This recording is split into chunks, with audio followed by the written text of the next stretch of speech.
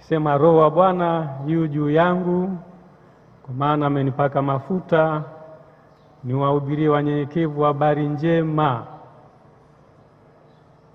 na kuwaganga waliovunjika moyo, na kutangaza kufunguliwa waliofungwa, na kutangaza mwaka wa Bwana.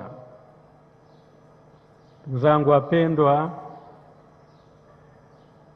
hawa ambao watapewa daraja na wenyewe wanapakwa mafuta ya Krisma. Kwa hiyo na hawa wanalo jukumu la kutangaza habari njema kwa watu wote. Na tena anasema kwamba kuwaganga waliovunjika moyo.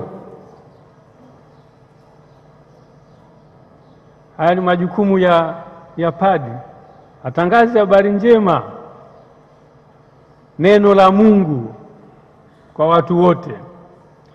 Alafu kuwaganga waliovunjika moyo au waliopondeka moyo, jamii ambamo padri anaenda kuihubiria, anakutana na watu ambao wana mahangaiko mbalimbali ya kimaisha.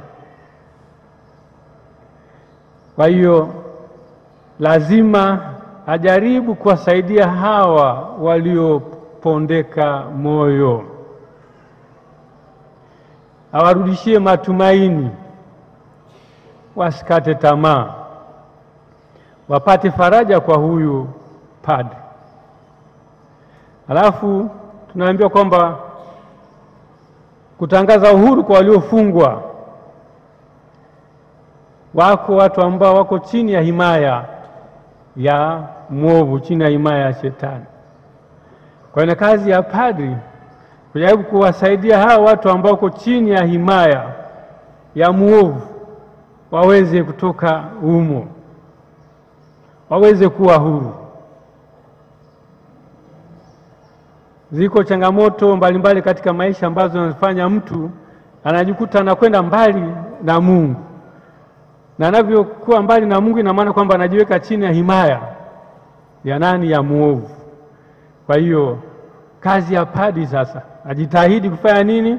Ajitahidi sasa kuwasaidia hawa watu wawe huru, wasiwe tena chini ya himaya ya mwovu.